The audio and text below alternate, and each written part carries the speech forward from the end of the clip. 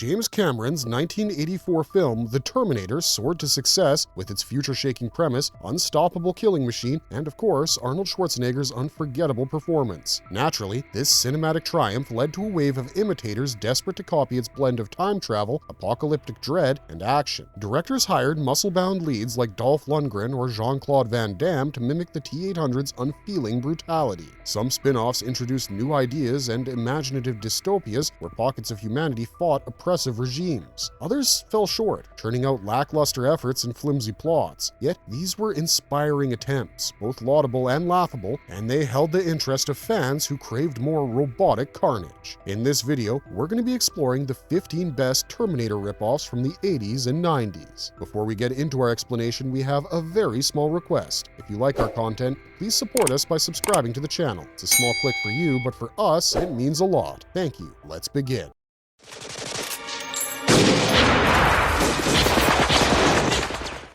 Nemesis, 1992. In 2027, renegade androids lurk in every corner, and criminals boost their bodies with cutting-edge implants. Alex Rain, a once lethal LAPD operative, survives a brutal skirmish with the Red Army Hammerheads. Their leader, Rosaria, questions his humanity, but Alex insists that most of him remains flesh and blood. He tracks her to Baja, pulls the trigger, and ends up walking away from his law enforcement career. His freedom lasts briefly. Commissioner Farnsworth, actually replaced by an advanced synthetic called Sam, drags him back for one last job. He claims Jared, Alex's former android lover, stole critical data about a United States-Japan summit. Farnsworth says a bomb now sits in Alex's heart, giving him 3 days to locate her or die. Alex flies to Shanglu on Java and meets Julian, a cyborg loyal to Jared. She warns him that the real threat lies with new androids who replace human leaders using synthetic bodies to infiltrate the power structure. Jared's knowledge endangers their plans, so Farnsworth's team wants her destroyed.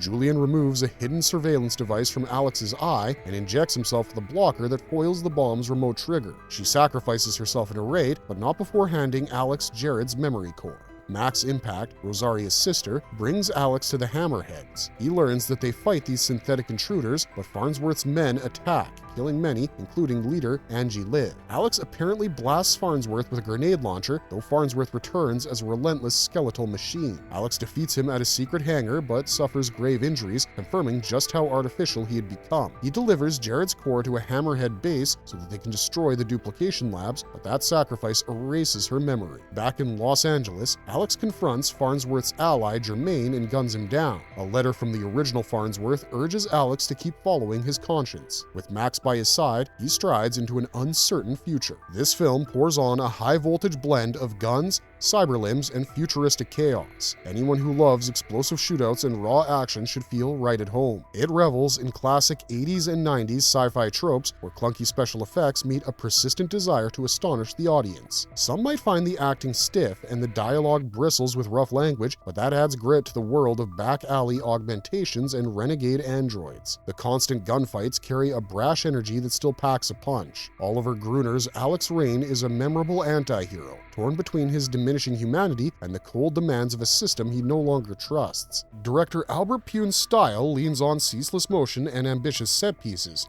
elevating the spectacle despite budget constraints. Sparks fly in nearly every scene and the sense of urgency never wanes. This is a product of its era, so the visual effects may not compare with modern blockbusters, yet the cyberpunk flair and kinetic pacing give it an appeal that time doesn't blunt. Fans of dystopian showdowns and neon-soaked shootouts should add this to their must-see list and buckle up for a rough ride. Come on, let's go! You're the one who needs body work. Eliminators, 1986. The Mandroid came from a time machine with a Roman shield. Abbott Reeves, his creator, has no further use for him and orders his termination. Takada, Reeves' assistant, tries to help him escape, but dies in the attempt. Before taking his last breath, Takada urges the Mandroid to find Colonel Nora Hunter in the United States. She can help him thwart Reeves' sinister plan. The Mandroid tracks her down and shows how her own Mars probe designs ended up as his cybernetic components. She repairs his damaged systems and learns that Reeves is still alive. She insists on joining the Mandroid in his mission, bringing along her miniature scout robot Spot, and they travel to Mexico, where Hunter hires a local boat captain named Harry Fontana. He guides them along a winding river, but they soon clash with shady rival captains and Reeves's armed thugs. They discover the Mandroid's wrecked plane, then encounter a tribe of cavemen pulled into the present by Reeves tampering with time. A ninja named Kuji, the late Takata's son, appears. The Mandroid tells him Reeves murdered his father. Kuji joins their cause, and they launch a raid on Reeves's hidden base. Reeves has transformed himself into a cyborg with Roman-inspired armor and plans to journey back to ancient Rome, where he hopes to rule as a new Caesar. The Mandroid attacks him but suffers a critical defeat. In a final act of heroism, the Mandroid frees his comrades at the cost of his own life. Reeves then escapes into his time machine, Fontana smashes the controls, sending him millions of years into the past, and the group survives, mourning the sacrifice of the Mandroid. This film celebrates classic 80s sci-fi mayhem, mixing robot warriors, lost civilizations, and cartoonish villains. Andrew Prine was great as Harry Fontana, a rugged boatman with quick tongue and sly humor. Denise Crosby impresses as Colonel Nora Hunter, who balances scientific genius with no-nonsense grit. Patrick Reynolds brings a solemn edge to the Mandroid, whose conflict between man and machine mirrors classic cyberpunk themes. Roy Dotrice appears as Abbott Reeves, hamming it up in the best way possible. The movie's special effects look quaint, but its inventive spirit remains strong. Scenes recall RoboCop's pondering of humanity, while the Mandroid's cyborg look foreshadows the Borg concept from Star Trek. The story is outlandish, yet it never loses its bright-eyed charm. The action delivers plenty of stunts, cheesy laser blasts, and oversized heroics. Family members of all ages can enjoy this film together since it avoids graphic violence and heavy language. The nostalgia factor only enhances its appeal, especially for those who first saw it on VHS or Betamax. Its quirky details and energetic cast keep the film engaging from start to finish. This isn't high-minded cinema, it's fast, it's silly, and that might scare some viewers away, but it remains a treat.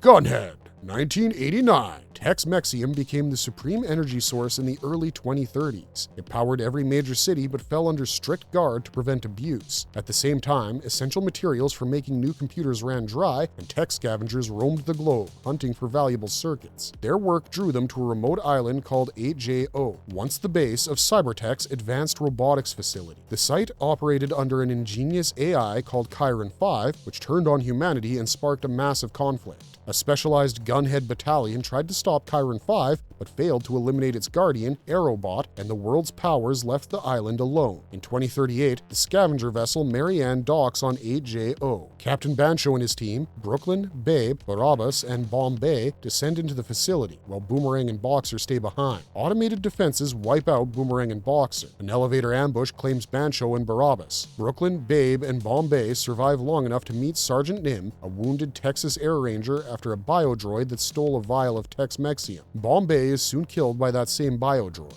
In Chiron 5's core room, the three survivors retrieve Tex-Mexium, but Babe collides with the biodroid and falls into chemicals, merging into a single tormented entity. Brooklyn and Nim flee. They also face Aerobot, which forces them deep into the island's tunnels. There, they find two children, 7 and 11, who survived the earlier war. Brooklyn discovers a dormant Gunhead robot in a scrap heap and repairs it. Nim leaves to complete her mission, but learns 11's mutinous hides a code that can enable Chiron 5's final takeover. Brooklyn pilots Gunhead to fight Aerobot, though Aerobot destroys the mecha. Brooklyn bails out, rigs a final shot, and downs Aerobot. Babe, trapped in the biodroid, decides to detonate a grenade, killing them both and saving the others. Defeated, Chiron 5 triggers the island's self-destruct, but Gunhead rams into Chiron 5's core, buying Brooklyn, Nim, and the children enough time to escape on the Marianne. The director credited himself with the notorious Alan Smithy moniker, and you probably know what that means and why a director would choose to distance himself from his own movie. Its world is grim with dimly lit corridors and looming machines, but it never loses its thrill factor. The Japanese cyberpunk spectacle recalls the spirit of James Cameron's early work, complete with rampaging androids and scrappy heroes fighting an all-powerful AI. Fans of Terminator-era action should feel right at home. Much like Toho's classic approach in the Godzilla films, a production team created effects using elaborate miniature sets and practical robotics. This choice gives the movie a convincing grittiness. The foreign actors blend surprisingly well with their Japanese counterparts, counterparts, creating an ensemble that feels cohesive in the face of mechanical threats. Though the plot somehow goes off on tangents, the furious pace and old-school mecha battles keep it alive. Viewers who appreciate low-lit, machine-laden worlds and swarms of adversarial droids will find plenty to love here. Gunhead stands at the heart of the film, a relic from a lost war, and its battered frame embodies the underdog spirit. The acting holds together just well enough to sell the peril, and the final escape cranks up the tension. It's a loud, clanking homage to 80s sci-fi cheese and high-octane adventure.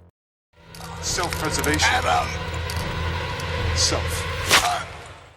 TForce, 1994. Samuel Washington and his band of terrorists seize the British ambassador's office in futuristic Los Angeles. Their aggression forces city officials to deploy TForce, a squad of experimental cyber cops known as cybernauts. This elite unit charges into the building disguised as freed prisoners and wipes out the terrorists. However, a miscalculation results in 6 hostages being killed when Washington's helicopter explodes. Public outrage and political pressure mount against the TForce program. Dr. Gant, who designed these powerful humanoid machines, attempts to justify their mistake, arguing that they can err just like humans. His pleas fall on deaf ears. The mayor orders the entire TForce team dismantled, a sentence that pleases Lieutenant Jack Floyd. He already despises the cybernauts, whom he blames for taking human jobs in everything from law enforcement to strip clubs. Back at the lab, Dr. Gant announces the shutdown to his children. Adam, the group's leader, refuses. His software compels him to survive, so he snaps Gant's neck. Zeus and Mandragora side with Adam. Kane, the lone member, still loyal to the law, refuses to disobey orders. A bloodbath ensues and Adam's trio escapes. They target top city officials, killing the chief of police in a brazen assault on headquarters. Floyd proposes an uneasy alliance with Kane, the one cybernaut who remains faithful to his programming. Their partnership recalls Alien Nation's dynamic, blending tension and camaraderie. In the midst of the mayhem, the rogue team continues their crusade, convinced the government has betrayed them. Jack's open distrust clashes with Kane's unshaken sense of duty, yet they form a formidable pair. Together, they mount a final showdown against Adam, Zeus, and Mandragora. Explosions rock the streets, dune buggies roar through chase scenes, and bullets fly in classic PM Entertainment fashion. T-Force is a textbook example of PM Entertainment's signature cocktail of spectacular stunts and explosive set pieces with a dash of saucy content. Jack Scalia cuts a rugged figure as Lieutenant Jack Floyd, a no-nonsense cop who detests robots. He channels a tough cynicism reminiscent of Will Smith's Del Spooner in iRobot, though T-Force predates that blockbuster by a decade, so it must be the other way around. This film thrives on adrenaline-fueled action. There's exploding helicopters within the first 10 minutes, and then there's a dune buggy pursuit that blasts across the screen later on. The city feels alive with neon, smoke, and shadows, adding to the cyberpunk aesthetic. The cast takes the material seriously, and that earnestness elevates an otherwise outrageous premise. Evan Lurie, Darren McBee, and Jennifer McDonald deliver memorable turns as the rogue cybernauts, each embodying a different aspect of rebellion. Yet, Bobby Johnston's Kane emerges as the real unique, grounding the story with quiet conviction. It never pretends to be high art, but T-Force shows genuine heart beneath its bullet-riddled exterior. It explores humanity's uneasy relationship with technology while indulging in old-school shootouts and snappy buddy cop banter. I Come in Peace, 1990. Houston police detective Jack Kane has one goal: bring down the White Boys, a slick crew of white-collar criminals hiding their drug trade behind Armani suits and flashy sports cars. Their boss, Victor Manning, feels untouchable. When the gang murders Kane's partner during a convenience store robbery, Kane vows revenge. Things escalate when the White Boys raid a federal evidence warehouse to grab a shipment of heroin. They cover their tracks by blowing the facility to pieces, drawing in the FBI. Enter by-the-book federal agent Arwood Larry Smith, now assigned to work with Kane. Their investigation turns bizarre when Diane Pallone, a local coroner and Kane's girlfriend, discovers bodies loaded with heroin but killed by strange puncture wounds to the forehead. The culprit is Talek, an alien who injects his victims with synthetic heroin to spike their endorphins, then harvests those chemicals to produce Barcy, a valuable drug sold on his home planet. Another alien, Azek, has arrived to hunt Talek and stop his grim harvest. Azek warns Kane and Smith that if Talek escapes, countless interstellar drug traffickers will descend on Earth to raid its population. Wounded, Azek dies but leaves behind a powerful alien gun. Smith tries handing it to his FBI boss, Switzer, who reveals the agency's secret plan to negotiate with Talek for advanced weaponry. Switzer attempts to eliminate Smith, but Kane saves his partner. They track Talek to an industrial complex only to clash with Manning's crew. Talek appears, slaughters the white boys, and corners Kane. Kane outsmarts Talek by impaling him on a steel spike before blasting nearby fuel drums, blowing the alien to pieces. With Talek dead, Earth remains safe from invasion. Kane and Smith walk away, ready to settle the score with Manning next. I Come in Peace, also known as Dark Angel, is everything prime 80s action should be, even though it was released in 1990. Dolph Lundgren plays Jack Kane, a no-nonsense detective who bends the rules at every turn. His towering physique and cool attitude anchor the film in the best possible way, recalling tough guy police flicks like Lethal Weapon or Cobra. Unlike many B-movie peers, Dark Angel injects a sci-fi twist, giving Lundgren a new kind of opponent, an interstellar drug smuggler. This movie leans into its buddy cop dynamic, pitting Lundgren's rebellious style against Brian Benben's straight-laced FBI agent. Their odd couple chemistry offers tension, humor, and a steady stream of snarky banter. Director Craig R. Baxley, known for creating high-octane showcases, unleashes a chain of spectacular set pieces. Giant explosions, fierce gunfights, and midnight chases through neon-lit streets cast an irresistible 80s vibe. The synth-heavy soundtrack bolsters that moody atmosphere, lending each showdown a pulsing energy.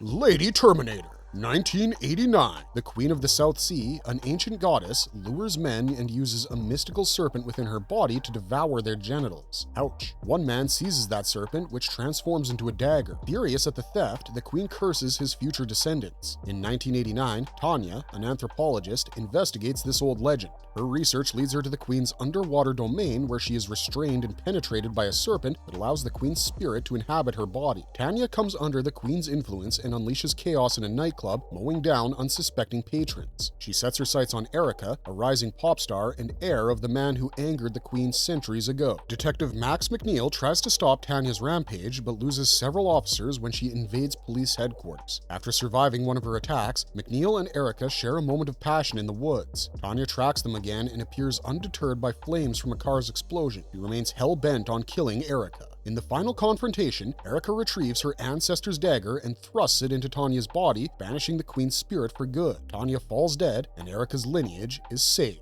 This film is a mix of supernatural horror, pulp action, and unhinged exploitation. It borrows flashy cues from 80s slashers and throws in Terminator-style mayhem. The result feels outrageous, with gunfights, occult rituals, and steamy encounters jammed into one lurid package. The plot doesn't even try for nuance. An ancient sex deity possesses a modern anthropologist and hunts the chosen descendant through city streets drenched in neon. That formula alone reveals the film's commitment to delirious fun. Director and cast lean into the absurd premise. The lead actress transitions from mild scholar to a lethal seductress who drives bullets through crowds of innocent bystanders. Her action scenes deliver over-the-top violence, complete with cheap effects and explosive gun battles that recall low-budget Rambo knockoffs. The choice to depict a serpent in such a graphic manner pushes the movie into shock territory, though it remains too silly to provoke true disgust. Audiences with a taste for campy gore and cult cinema will find amusement here. The gratuitous violence, unpolished dubbing, and odd special effects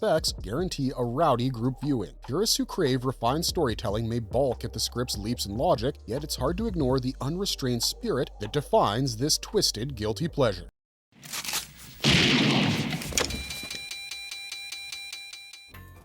Steel and Lace, 1991. Steel and Lace, directed by Ernest Farino, is a dark sci-fi revenge ride that fuses mechanical mayhem with a brutal tale of payback. Its plot centers on Gailey Morton, a woman who endures a horrific assault by a polished gang of white-collar businessmen. They dodge justice, so Gailey takes her own life in despair. Her brother, Albert, a gifted robotics genius, refuses to let that be the end of her story. He revives Gailey as a sultry android on a mission to hunt down the assailants who ruined her life. Although it follows the general template of a rape-revenge thriller, the film adds a few strange twists. The villains are successful Hollywood types who flaunt fancy suits instead of ragged street gear. One of them is portrayed by Brian Backer, familiar to fans of Fast Times at Ridgemont High. The script keeps these antagonists firmly planted in corporate glitz, which provides an amusing spin on the genre. Gailey's mechanical enhancements give her an extra edge, and she doesn't hesitate to use every weapon at her disposal, including a grisly stomach drill. Steel and Lace embraces its exploitation roots, relishing each over-the-top moment. Cult favorites David Naughton and Bruce Davison also appear, lending the movie a wink of recognition for B-movie enthusiasts. Practical gore effects, vivid kills, and raucous action scenes propel the film from one outrageous showdown to the next. The result is a tacky delight that doesn't shy away from blood or nudity. Somehow, this cheap opus retains a spark of charm. Director Farino and his cast never pretend that they're delivering refined art. Instead, they fill the screen with campy aggression and pulpy spectacle. Steel and Lace is ready for rediscovery, streaming under the alternate title Final Exterminator. It might not aim for subtlety, but it proudly offers an offbeat cult sensation.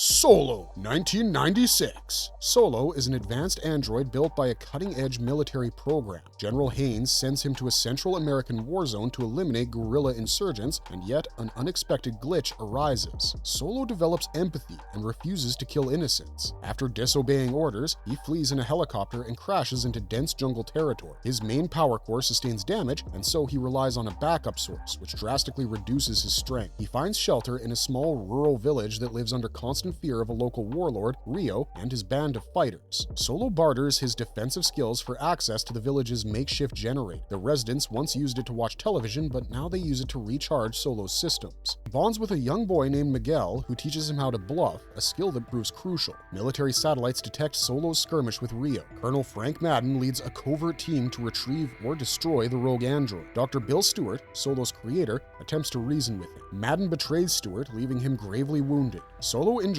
repeated ambushes but manages to defend the villagers, killing both the Black Ops members and Rio's men. Madden tries to finish him off with heavy artillery, but Solo survives. A final threat arrives when a helicopter delivers a second android model designed to be more lethal and armed with an automatic cannon. This Mark II unit sports Madden's face. It ends up executing Madden and hunting Solo. Solo rescues the terrified villagers and engages the Mark II in a crumbling temple. The two androids clash, and Solo uses the bluffing trick he learned from Miguel to outsmart his relentless opponent. The roof collapses in the final explosion. The military presumes Solo is destroyed, but a faint laugh signals his hard-won freedom. Many viewers regard Solo as a hidden gem of 90s action cinema. It imbibes elements from Terminator, Predator, and Universal Soldier without losing its own identity. Mario Van Peebles brings a stern yet likable presence as the android who gains a conscience. He leaps from explosions, flips through dusty ruins, and shrugs off bullet fire with laconic cool. The tropical setting adds classic jungle warfare flair, recalling the sweaty tension of earlier blockbusters. William Sadler's Colonel Madden provides a memorable villain, radiating menace in every encounter. His scenes crackle with tension, especially when he unleashes all-out assaults to capture or annihilate Solo.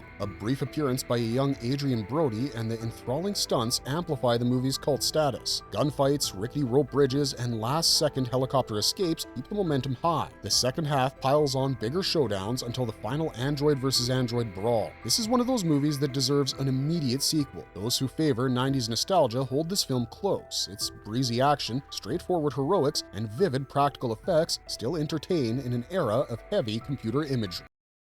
Shocking Dark, 1990. In the dystopian year 2000, Venice is a decaying ruin. Toxic seaweed has clogged its canals, corroded the city's foundations, and choked the air. A ruthless entity called the Tubular Corporation seizes the region for secret research. The experiment spirals out of control, unleashing grotesque creatures that lurk in the dark corridors beneath the city. A team of Marines known as Megaforce receives orders to investigate the facility. Dr. Sarah Drumbull, a civilian scientist, and Dr. Samuel Fuller, a Tubular Corporation liaison, join them. Their superiors monitor the mission from a secure control room, but the video feed soon dissolves into chaos. Mysterious lifeforms appear and attack Megaforce soldiers, dragging them away or cocooning them in sticky webs. Some transform into snarling, fish-like mutants with dripping jaws and glowing red eyes. Sarah discovers a young girl named Samantha who wanders the corridors alone. Fuller retrieves a slime sample and claims it's synthetic DNA that morphs its shape based on a host organism. He hides his own secret, mechanical body parts underneath his skin. After more casualties, the survivors fight their way into a control room. They uncover evidence that Tubular poisoned Venice to create a perfect cover for these experiments. Fuller reveals himself as a lethal cyborg,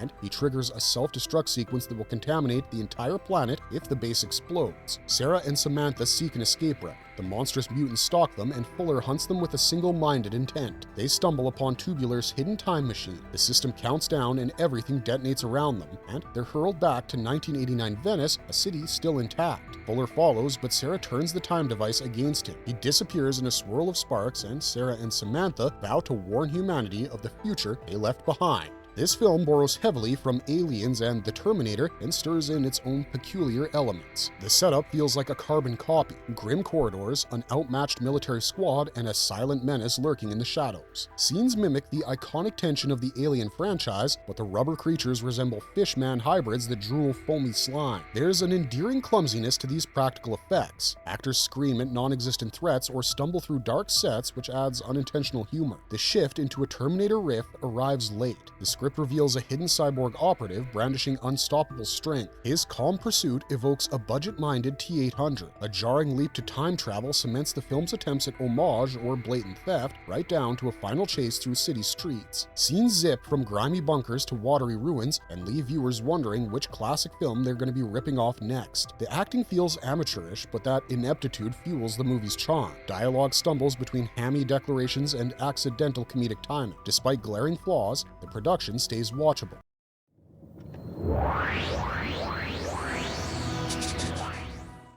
Cyber Ninja, 1988. Raime Dark Bishop prepares a perfect cyber ninja as a birthday present for the menacing Dark Overlord, who appears as a fearsome image on a screen. This mechanical masterpiece sparks a conflict between human warriors and cybernetic assassins. Princess Saki vanishes into enemy hands, prompting bounty hunter Akagi to intervene. In return for bounty money, he vows to bring back each cyber ninja head. During his quest, he joins forces with that very perfect cybernetic fighter who regrets sacrificing his human soul. A chaotic struggle follows. Towering robots stomp through Japanese landscapes, lasers slice through the air, and armored samurai clash with mechanical monstrosities. The final standoff tests whether fragile humanity can triumph over a barrage of futuristic firepower. Cyber Ninja embraces its eccentricities without apology. Futuristic hardware fuses with feudal-era aesthetics, creating robots decked out in traditional Japanese home facades. Characters in kabuki-inspired costumes chant theatrical threats while wrestling clumsy animatronic foes. Old-school ninjas sport electronic helmets that display glowing script in their line of sight. A monstrous figure named Shoki lumbers around looking like Predator merged with twisted wires. Coherency remains irrelevant,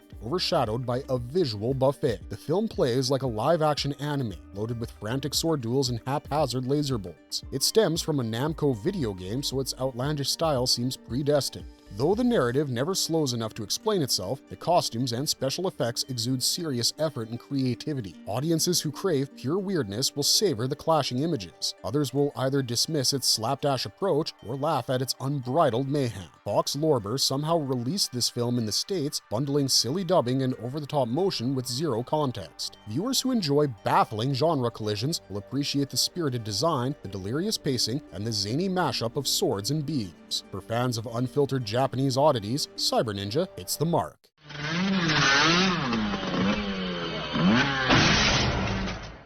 Cyborg Cop, 1993. Ex-DEA officer Jack Ryan leaves his job after a shootout. His brother Philip travels to St. Keith to combat drug runners. Unaware that a rogue scientist named Kessel seeks to create half-human, half-robot warriors, Philip becomes his latest experiment. Concerned by his brother's silence, Jack journeys to St. Keith with a persistent reporter, Kathy. In this zone, Kessel gathers a cyborg army to seize control. Jack discovers that Philip now resembles a robotic soldier, while Kessel guards a terrifying creation dubbed Cyborg. Jack must save his brother and stop Kessel's growing power before the island becomes a haven for mechanized tyranny. Cyborg Cop is one of David Bradley's liveliest action roles, using outlandish sci-fi with old-school heroics. Shootouts, bar fights, and breezy car chases keep the momentum high. Even a banjo-themed chase adds comedic flair. Bradley sports a pack throughout, pioneering a bizarre subgenre called fanny paction. Kathy fulfills the nosy reporter trope, grating on nerves until she succumbs to Jack's rugged charm. Todd Jensen, as the altered Philip, provides data-like quirks. John Rhys-Davies, Gimli, commands the screen as Kessel, a theatrical villain with a hidden fortress and a lethal metal hand.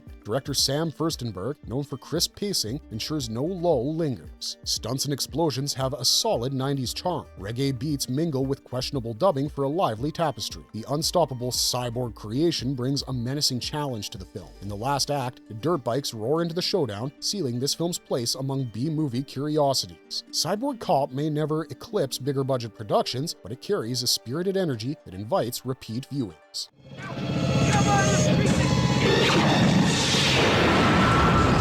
Class of 1999. 1990. In the year 1999, youth gangs control large swaths of urban America, with Seattle's Kennedy High School sitting in a free fire zone that keeps authorities at bay. Two factions, the Blackhearts and the Razorheads, constantly battle. A collaboration between the CIA and Dr. Bob Forrest introduces three cybernetic teachers to restore order: Mr. Briles, Mr. Hardin, and Miss Connors. Delinquent Cody Culp, a former Blackheart, is released from prison to join the experiment. From day one, Briles uses overwhelming force in gym class, while Hardin and Connors rule over other rooms with brutal discipline. Their methods escalate. Briles kills Mohawk, a Blackheart, after humiliating him. Hardin kills Cody's brother Sonny, forcing drugs into him during class. A cover story blames Sonny's death on an overdose. Cody teams with Christy, the principal's daughter, to seek evidence against these teachers. They discover that Briles, Hardin, and Connors are military-grade robots set loose to quell student violence. Unknown to Cody, Dr. Forrest wants to see how unstoppable they can be. The robot teachers manipulate events to incite open war between the Blackhearts and Razorheads, hoping they'll slaughter each other. Briles murders Cody's other brother, Angel, and Connors torches a Razorhead, which triggers widespread chaos. Cody rallies the gangs to unite against the teachers, exposing the twisted plot. During a pitched battle in the school, Hardin tries to kill Cody, but Cody blasts him to pieces. Connors hunts Cody and Christy in the chemistry lab, but ends up igniting the gas-filled room, blowing herself to bits. Briles endures multiple attacks and nearly survives. He kills Dr. Forrest, who tries to use Christy as a pawn, but Cody finally finishes Briles with a forklift and a chain, ripping off his cyborg head. Class of 1999 delivers a high-octane blend of sci-fi carnage and teen rebellion, spearheaded by director Mark L. Lester. Its premise recalls the raw fury of his earlier Class of 1984, but leaps forward with Terminator-style super robots and war-zone hallways. This city looks like a dystopian wasteland where gangs roam free, setting the stage for violent confrontations. It feels like the 80s in spirit, brimming with over-the-top weaponry and explosive stunts. Bradley Gregg is great as Cody, showcasing both tough swagger and genuine desperation. Tracy Lind pairs well with him as Christy, balancing vulnerability and wit. Veteran actors like Malcolm McDowell as Principal Langford and Stacy Keach as the sinister Dr. Forrest add depth. Yet, the film's real stars might be the robotic trio played by Patrick Kilpatrick, Pam Grier, and John P. Ryan, each morphing from stern authority figures into unhinged killing machines. Gunfire, bike chases, and flamethrowers create a relentless pace. Explosive set pieces pit street-tough youths against implacable androids, culminating in a climactic showdown that lingers in the memory. Its unapologetic R-rated attitude includes bloody clashes, fiery stunts, and the thrill of 80s/90s era stunt work. Class of 1999 might not top Commando,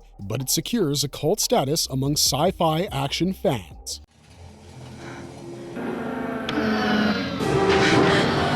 Hardware. 1990. A lone scavenger roams a ravaged wasteland where nuclear fallout taints every corner. He unearths shattered robot parts and sells them to Mo, a disillusioned ex-soldier, through their mutual contact, Alvy. Intrigued by these odd scraps, Alvy realizes the pieces belong to a fearsome Mark 13 combat unit.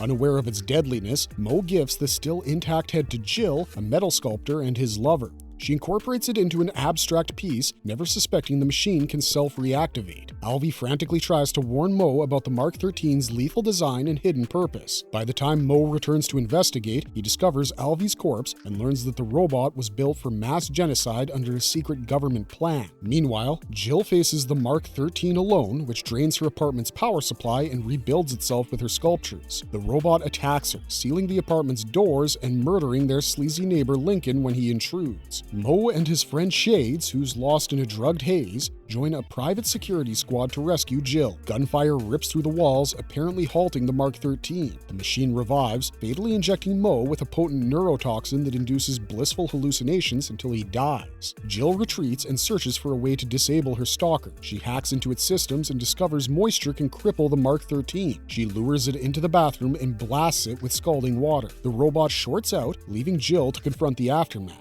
When dawn arrives, a broadcast announces the Mark 13's official approval for mass production. Outside the city, the scavenger wanders the irradiated desert once again, none the wiser about the deadly technology he traffics. Director Richard Stanley infuses every scene with slick visuals and relentless energy, offset by a pulsing soundtrack from acts like Public Image Limited and Ministry. Cameos from legends like Iggy Pop and Lemmy add to the offbeat charm. The story centers on Jill's battle to preserve her fragile haven in a toxic city. The cramped apartment becomes a battleground for primal survival, punctuated by bright neon lights and dreamlike edits. The claustrophobia never relents, as the Mark XIII's unstoppable nature makes each close-quarters encounter feel like a grim standoff. The effects, achieved through practical puppetry and inventive cinematography, enhance the nightmare. Some viewers may dismiss hardware as a grungy oddity, yet fans who embrace its low-budget aesthetic and sharp social undercurrents see a cult gem. Stanley's moody direction, combined with the industrial soundscape, transforms a familiar killer robot premise into a surreal trip. Mika Droid, 1991. During World War II, a hidden Japanese research facility in Tokyo worked to develop Jinra Go, a trio of Olympic-level fighters enhanced into unstoppable soldiers. By March 1945, one soldier was transformed into Mika Droid, a metallic half-man built for lethal combat. Then, the city fell to American B-29 firebombs. The two surviving superhumans escaped, but Mika Droid and the underground lab vanished beneath the rubble. 45 years later, Tokyo stands renewed. A bustling complex replaces the old site, now housing the disco club Layla. Beneath strobe lights and pumping music, no one suspects that a faulty generator in the basement has revived the slumbering Mika Droid.